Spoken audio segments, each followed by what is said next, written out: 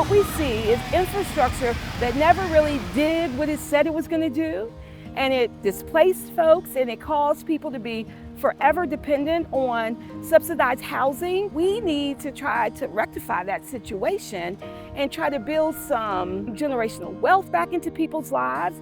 And as a city, it's our responsibility to do that, and that begins with planning. When Harrisonburg was able to get a grant from the Smart Growth of America, there were two organizations in the community that were asked to participate. The Northeast Neighborhood Association was one, and the Shenandoah Valley Black Heritage Project was another. We all work together to help the city, as well as the citizens, reimagine the harms that were put in place by the infrastructure that was a result of the urban renewal projects. So Mason Street today is actually a way for people to envision how we could use this space if we didn't have 4 unnecessary lanes of traffic. The Mason Street project is a project that the Harrisonburg Community Connectors has come up with and to design to change the 4-lane highway, which they call the wall between Northeast and downtown.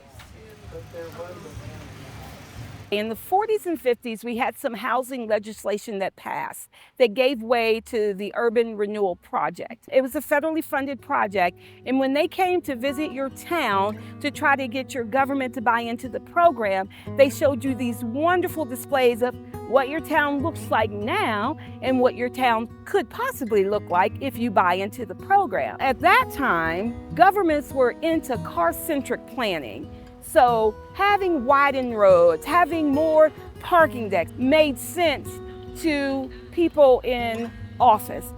But what happened was it was put in to disinvested, oftentimes Black neighborhoods.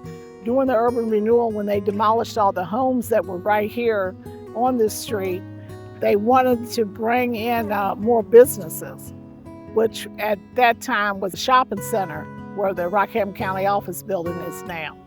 And it just didn't go well. So now we're here with the 4 lanes and no shopping center.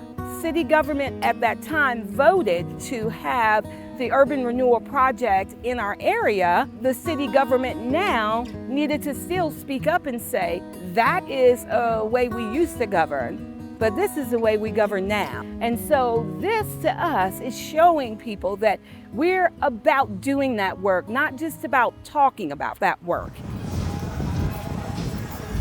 I'm excited to see all the people that have come out, that have showed up, and even more excited to see all the feedback. I'm hoping that maybe one day this will be permanent. So we're trying to get people accustomed to this new driving pattern, accustomed to maybe perhaps coming out having lunch, using this as their walking area at lunchtime, and just trying to figure out how themselves and their families can take advantage of this portion of the Northeast neighborhood that was taken from us back in the 50s and 60s.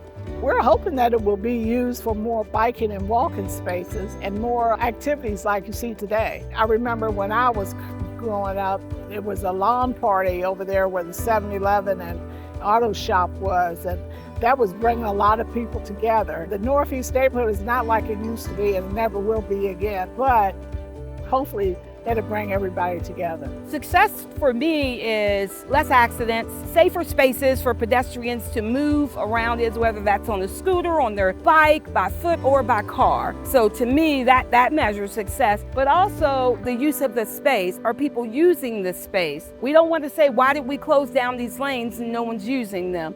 So I want to see people using them, or at least looking for ways to use them. Then coming to us and saying, hey, did you think about putting X, Y, and Z there so that we could use this in the evening with our children? Success looks like, if this becomes permanent, it'll be a beautiful space. We'll have space for greenery, walking, and all kind of things. We want to know, does this work? If it doesn't work, what are other suggestions?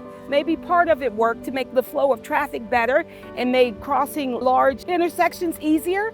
But if it doesn't work in another section, we want to be able to look at the reasons why it didn't work and put something in place that does. I want people to open their eyes and see who's here today in terms of vendors, in terms of people, in terms of city personnel, And I want them to see that they're not just talking about making a difference, they're doing things to make a difference, and that all people from all over town want to be in our neighborhood.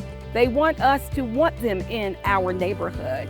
And so I think this is a perfect opportunity for us to step forward and I'm just asking that you put your trust in us. And when I say us, I'm a member of that community, but I'm also a member of government in the City of Harrisonburg. And I'm just saying, trust us. We're moving in the right direction.